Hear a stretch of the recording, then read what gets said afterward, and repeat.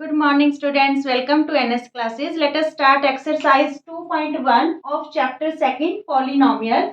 First question is, which of the following expressions are polynomial in one variable and which are not? हमें यहाँ पे first question के 5 parts दे रखे हैं. इनमें से हमें पता करना है कि ये 5 पार्ट में से कौन सी पॉलिनोमियल वन वेरिएबल में है. State reason for your answer, और हमें उस रीजन का आंसर भी बताना है. ठीक है, तो देखिए जो फर्स्ट पार्ट है that is 4x² minus 3x plus 7. सबसे पहले तो पॉलिनोमियल बनने के लिए, एक अलजेब्रिक एक्सप्रेशन को पॉलिनोमियल बनने के लिए क्या जरूरी है कि जो उसकी पावर्स होंगी वो नॉन नेगेटिव इंटीजर्स होंगी. पावर क्या होनी चाहिए? Non negative integers. Non negative integers. ठीक है, ये हमने इंट्रोडक्शन लेक्चर में किया था. नॉन नेगेटिव इंटीजर्स का मतलब 0, 1, 2, 3 एंड सो ऑन. ठीक है, मींस वो होल नंबर होनी चाहिए, नेगेटिव इंटीजर नहीं होने चाहिए. -1, -2, -3 पावर्स इसमें नहीं होनी चाहिए. या फिर हम ऐसे कह सकते हैं कि जो पॉलिनोमियल, एक अलजेब्रिक एक्सप्रेशन पॉलिनोमियल तभी बनेगी अगर उसकी पावर क्या है? होल नंबर में है. ठीक है, किसमें है? होल नंबर में. तो चलिए चेक करते हैं. यहाँ पे देखिए, यहाँ पे x² है, यहाँ पे x की पावर 1 है. ठीक है, तो ये पॉलिनोमियल है. अब ये देखते हैं क्या ये वन वेरिएबल में है. यस, ये वन वेरिएबल में है क्योंकि इस जो पॉलिनोमियल में x वेरिएबल ही यूज हुआ है. ठीक है, तो यहाँ पे yes, this is polynomial in one variable. Now second part is y² plus √2. तो यहाँ पे देखिए वेरिएबल हमारे पास क्या है? y है, और पावर क्या है उसकी? पॉजिटिव है. ठीक है, y² है, तो इट्स मीन्स ये भी हमारी पॉलिनोमियल किस में है? वन वेरिएबल में. क्लियर? वेरिएबल की ही पावर चेक करनी है. यहाँ पे आपको कांस्टेंट को नहीं देखना कि कांस्टेंट √2 है तो ये नहीं होगी पॉलिनोमियल. सिर्फ वेरिएबल की पावर को चेक करना है. Okay, now third part is 3√t plus t√2. तो यहाँ पे ये वेरिएबल तो देखिए एक ही है. ठीक है, बट ये पॉलिनोमियल ही नहीं है क्योंकि यहाँ पे तो t की पावर 1 है. ठीक है, ये तो, पर यहाँ पे अगर हम देखें तो ये √t है. √t का मतलब क्या होगा? t की power 1/2 which is not a whole number. ये होल नंबर नहीं है, ये तो फ्रैक्शन है. ठीक है, so it is not a polynomial. ये पॉलिनोमियल ही नहीं है. ठीक है, ये पॉलिनोमियल ही नहीं है because the power of t is not a whole number, it is a fraction. Clear? Now fourth part is y plus 2/y. यहाँ पे देखिए वेरिएबल तो 1 ही है पर ये भी पॉलिनोमियल नहीं है. क्यों नहीं है ये पॉलिनोमियल? यहाँ पे तो y की पावर 1 है, पर अगर हम 2/y की बात करें तो जब हम y को ऊपर लेके जाएंगे डिनोमिनेटर से डिनोमिनेटर में, तो यहाँ पे जो y की पावर 1 है वो क्या हो जाएगी? -1. ठीक है, तो हमने क्या कहा था कि नॉन नेगेटिव इंटीजर होनी चाहिए. मीन्स जो पावर है वेरिएबल की वो नेगेटिव नहीं होनी चाहिए. तो यहाँ पे पावर क्या आ रही है? नेगेटिव आ रही है. इट्स मीन्स ये पॉलिनोमियल ही नहीं है. ठीक है, नेक्स्ट x की पावर 10 प्लस y की पावर 3 प्लस z की पावर 20. तो ये पॉलिनोमियल तो है, बट उन्होंने क्या कहा था? वन वेरिएबल में. तो यहाँ पे वेरिएबल कितने यूज हो रखे हैं? 3 वेरिएबल यूज हैं, x, y, z. तो ये पॉलिनोमियल है बट इन 3 वेरिएबल्स. ठीक है, पॉलिनोमियल इन 3 वेरिएबल्स. 3 वेरिएबल्स. क्लियर? यहाँ पे ये वाले दोनों पार्ट्स तो पॉलिनोमियल है ही नहीं. ठीक है, क्योंकि यहाँ पे जो इनकी वैल्यू है जो वेरिएबल की, वो हमारे पास होल नंबर नहीं है. इन दोनों केस में ये दोनों पॉलिनोमियल्स हैं और वन वेरिएबल में है. ठीक है, और लास्ट वाली पॉलिनोमियल तो है क्योंकि पावर्स इसकी पॉजिटिव है. ठीक है, या होल नंबर है. ये पॉलिनोमियल तो है बट वन वेरिएबल में नहीं है. यहाँ पे 3 वेरिएबल्स यूज किए गए हैं. Is it clear? Okay students, second sum है हमारे पास. Write the coefficient of x² in each of the following. किसका कोएफिशिएंट लिखना है हमें? x² का. जिस वेरिएबल का भी मांगेंगे, ठीक है, जो भी पावर होगी उसी का ही हमें कोएफिशिएंट बताना है. देखिए फर्स्ट पार्ट देखिए, यहाँ पे टोटल 4 पार्ट्स हैं सेकंड क्वेश्चन के.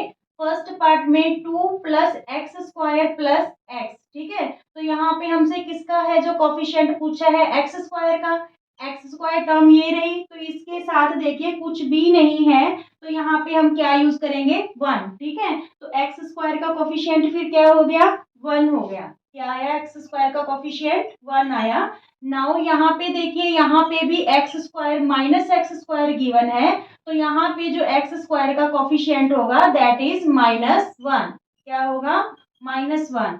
अब इस थर्ड पार्ट में देखिए ये रही एक्स स्क्वायर वाली जो टर्म है हमारे पास π/2 एक्स स्क्वायर, तो एक्स स्क्वायर का कोफिशिएंट क्या हो गया π/2, ठीक है π/2 एक्स स्क्वायर का coefficient π/2। This one is the answer of third part. Now fourth part √2x-1 हमसे पूछा एक्स स्क्वायर का कोफिशिएंट गया है, ठीक है, पर फोर्थ पार्ट में एक्स स्क्वायर वाली कोई टर्म ही नहीं दे रखी, तो यहाँ पे जो कोफिशिएंट होगा वो क्या होगा एक्स स्क्वायर का 0 होगा, क्योंकि हम इस टर्म को ऐसे लिख सकते हैं 0x², ठीक है। तो एक्स स्क्वायर का कोफिशिएंट क्या हो जाएगा 0 हो जाएगा। क्लियर।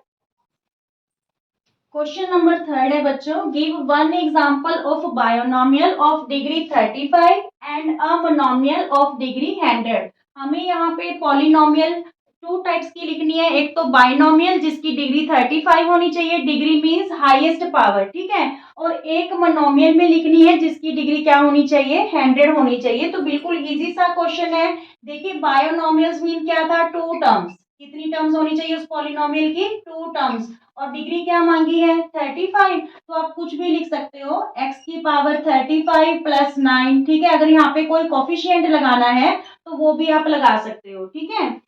सेकंड एग्जांपल इसी की ही देख लीजिए, यहाँ पे -7 y की पावर 35 + 7, ठीक है, तो 2 टर्म्स होनी चाहिए और डिग्री क्या होनी चाहिए 35, ठीक है, बाइनोमियल ऑफ डिग्री 35। तो उन्होंने 1 एग्जांपल मांगी थी, हमने यहाँ पे 2 एग्जांपल लिख के दिखा दिए।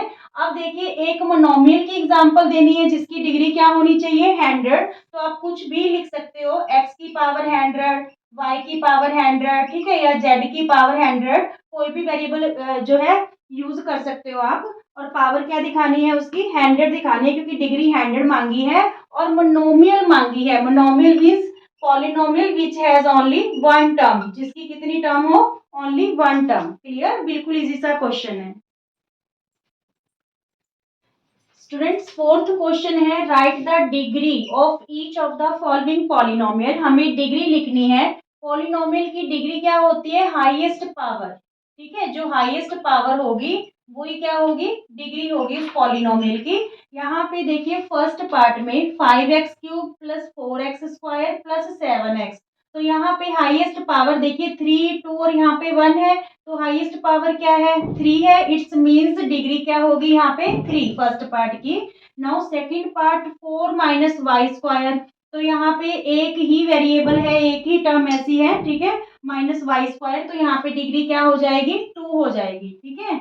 नाउ 5t - √7, तो यहाँ पे t की जो पावर है वो क्या होगी 1, तो यहाँ पे फिर डिग्री क्या होगी हमारे पास 1, क्योंकि 2 ही टर्म्स है, एक तो कांस्टेंट है और वेरिएबल वाली के पास कितनी पावर है 1 है, तो डिग्री क्या होगी 1 होगी।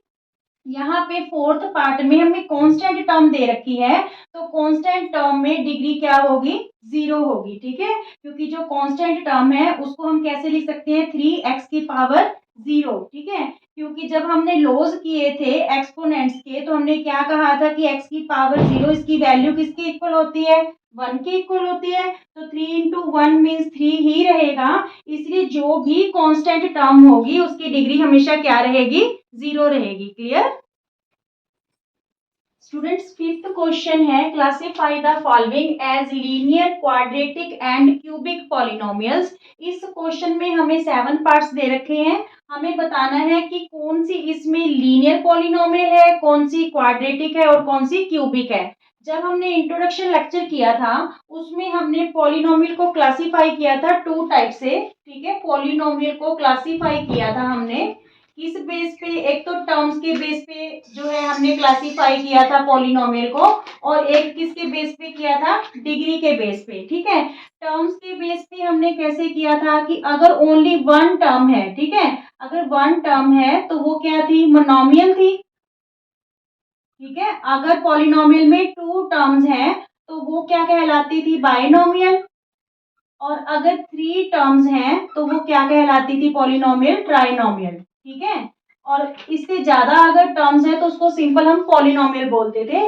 अब डिग्री के बेस पे हमने पॉलिनोमियल को कैसे क्लासिफाई किया था कि अगर डिग्री 1 है तो उसको हम लीनियर पॉलिनोमियल बोलेंगे। क्या बोलेंगे? Linear polynomial. ठीक है, अगर डिग्री 2 है तो वो पॉलिनोमियल क्या कहलाती है? Quadratic polynomial. ठीक है, अगर डिग्री 3 है तो वो क्या कहलाएगी? Cubic polynomial. अगर डिग्री 4 है तो वो बाई क्वाड्रेटिक पॉलिनोमियल कहलाएगी। ठीक है, ये यहाँ पे हमने डिग्री के बेस पे है जो उसको क्लासिफाई किया था पॉलिनोमियल को। अब हमसे यही पूछा जा रहा है कि हमें इन सिचुएशंस में बताना है कि ये लीनियर है, क्वाड्रेटिक है या फिर क्यूबिक। लीनियर मीन्स डिग्री 1 है, क्वाड्रेटिक मीन्स डिग्री 2 है और क्यूबिक मीन्स डिग्री 3 है। तो चलिए चेक करते हैं। फर्स्ट पार्ट है एक्स स्क्वायर प्लस एक्स। तो डिग्री आपके पास क्या है? 2। Degree means highest power. यहाँ पे 1 है, यहाँ पे 2, तो हाईएस्ट पावर 2 है, मीन्स डिग्री क्या है? यहाँ पे 2। तो इट्स मीन्स ये कौन सी होगी? Quadratic polynomial. ठीक है, क्वाड्रेटिक पॉलिनोमियल। यहाँ पे देखिए x की पावर 1 है और यहाँ पे x की पावर 3 है। ठीक है, तो मीन्स डिग्री क्या होगी? यहाँ पे 3 होगी। ठीक है, तो ये कौन सी होगी? Cubic polynomial. Clear? Now y plus y square plus 4, तो यहाँ पे डिग्री क्या होगी आपके पास? 2। तो ये कौन सी पॉलिनोमियल होगी? Quadratic polynomial. क्लियर? यहाँ पे देखिए 1 प्लस एक्स, एक्स की पावर क्या है? 1, तो डिग्री क्या होगी? 1 होगी यहाँ पे। It's means this one is linear polynomial. ठीक है, कौन सी पॉलिनोमियल? Linear polynomial. यहाँ पे 3t है तो t की पावर हमारे पास क्या है? 1 है, तो डिग्री भी क्या होगी? 1। Then this is also linear polynomial. ठीक है, ये भी क्या होगी? फिर लीनियर पॉलिनोमियल होगी। यहाँ पे 6th पार्ट देखिए आर स्क्वायर, तो यहाँ पे डिग्री हमारे पास क्या है? 2, तो इट्स मीन्स ये कौन सी होगी? Polynomial, quadratic polynomial. और यहाँ पे 7x क्यूब है तो डिग्री हमारे पास क्या है? 3। It's means this one is cubic polynomial. ठीक है, बिल्कुल बेसिक से क्वेश्चन है, आपको एमसीक्यू में आ सकते हैं ये क्वेश्चन। थोड़ा सा बस आपको ये चीजें ध्यान में रखनी है कि डिग्री के बेस पे उसे कैसे क्लासिफाई करना है और टर्म्स के बेस पे उसे कैसे क्लासिफाई करना है। Is it clear students? अगर आपको वीडियो पसंद आते हैं तो please like, share and subscribe कीजिए। Thank you.